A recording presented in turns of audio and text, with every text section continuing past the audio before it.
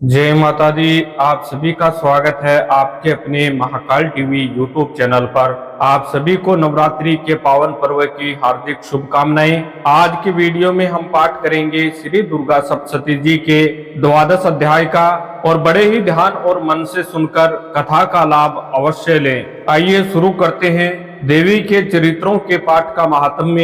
इस द्वादश अध्याय का पाठ महाअष्टमी तिथि के दिन आप सभी भक्त अवश्य करें, ताकि देवी माँ का आशीर्वाद और देवी माँ की कृपा आप पर जन्मों जन्मों तक बनी रहे। देवी बोली, हे देवताओं, जो पुरुष इन स्तोत्रों द्वारा एकाग्रचित होकर मेरी स्तुति करेगा उसके संपूर्ण कष्टों को निसंदेह मैं हर लूंगी। मधुकेटभ के नाश, महिषासुर के वध और शुंभ तथा निशुंभ के वध की जो मनुष्य कथा कहेंगे, मेरे महात्म्य को अष्टमी, चतुर्दशी व नवमी के दिन एकाग्रचित से भक्ति पूर्वक सुनेंगे, उनको कभी कोई पाप नहीं रहेगा। पाप से उत्पन्न हुई विपत्ति भी उनको न सताएगी। उनके घर में दरिद्रता नहीं होगी और न ही उनको प्रियजनों का बिछोह होगा। उनको किसी प्रकार का भय नहीं होगा। इसलिए प्रत्येक मनुष्य को भक्ति पूर्वक मेरे इस कल्याण कारक महात्म्य को सदा पढ़ना और सुनना चाहिए। मेरा यह महात्म्य महामारी से उत्पन्न हुए संपूर्ण उपद्रवों को एवं 3 प्रकार के उत्पातों को शांत कर देता है। जिस घर व मंदिर में या जिस स्थान पर मेरा यह स्तोत्र विधि पूर्वक पढ़ा या सुना जाता है, उस स्थान का मैं कभी भी त्याग नहीं करती और वहां सदा ही मेरा निवास रहता है। बलिदान, पूजा, होम तथा महोत्सवों में मेरा यह चरित्र उच्चारण करना तथा सुनना चाहिए। ऐसा हवन या पूजन मनुष्य जानकर या बिना जाने करे, मैं उसे तुरंत ग्रहण कर लेती हूँ। और शरद काल में प्रत्येक वर्ष जो महापूजा की जाती है, उसमें मनुष्य भक्ति पूर्वक मेरा यह महात्म्य सुनकर सब विपत्तियों से छूट जाता है और धन धान्य तथा पुत्रादि ऐसे संपन्न हो जाता है। और मेरे इस महात्म्य व कथाओं इत्यादि को सुनकर मनुष्य निर्भय हो जाता है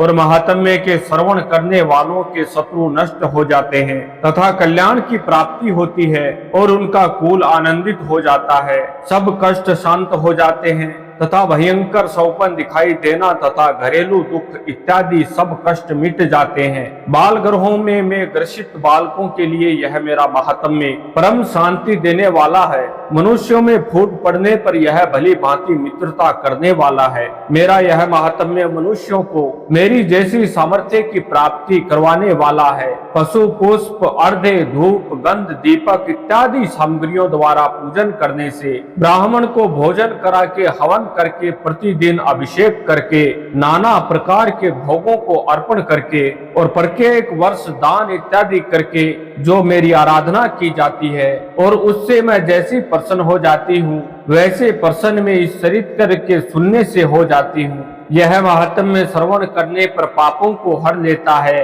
तथा आरोग्य प्रदान करता है। मेरे प्रादुर्भाव का कीर्तन दुष्ट प्राणियों से रक्षा करने वाला है। युद्ध में दुष्ट दैत्यों का संहार करने वाला है। इसके सुनने से मनुष्यों को शत्रुओं का भय नहीं रहता। हे देवताओं, तुमने जो मेरी स्तुति की है अथवा ब्रह्मा जी ने जो मेरी स्तुति की है, वह मनुष्यों को कल्याणमयी बुद्धि प्रदान करने वाली है।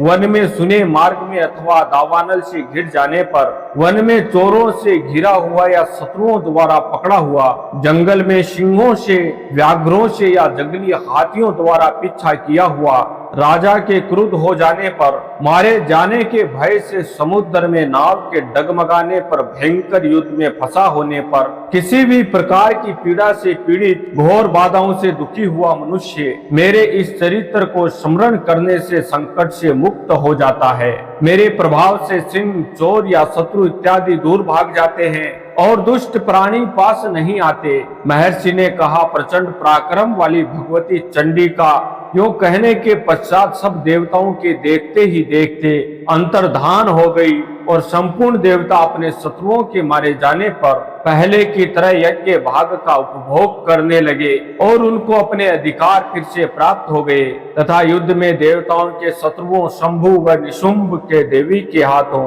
मारे जाने पर बाकी बचे हुए राक्षस पाताल लोक को चले गए। हे राजन, इस प्रकार भगवती अंबिका नित्य होते हुए भी बार बार प्रकट होकर इस जगत का पालन करती है, इसको मोहित करती है जन्म देती है और प्रार्थना करने पर समृद्धि प्रदान करती है। हे राजन, भगवती ही महाप्रलय के समय महामारी का रूप धारण करती है और वही संपूर्ण ब्रह्मांड में व्याप्त है, और वही भगवती समय समय पर महाकाली तथा महामाया का रूप बनाती है और स्वयं अजन्मा होती हुई भी सृष्टि के रूप में प्रकट होती है। वह सनातनी देवी प्राणियों का पालन करती है और वही मनुष्य के अभ्युदय के समय घर में लक्ष्मी का रूप बनाकर स्थित हो जाती है तथा अभाव के समय दरिद्रता बनकर विनाश का कारण बनती है। पुष्प, धूप और गंध आदि से पूजन करके उसकी स्तुति करने से वह धन पुत्रों को देने वाली होती है और धन में शुभ वृद्धि प्रदान करती है।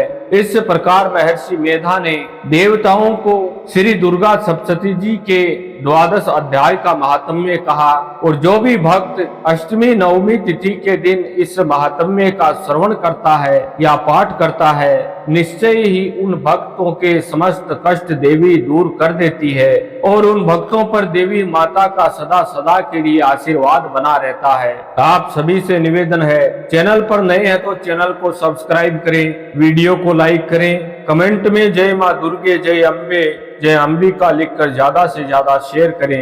ओम नमः शिवाय, हर हर महादेव, श्री शिवाय नमस्तुभ्यम।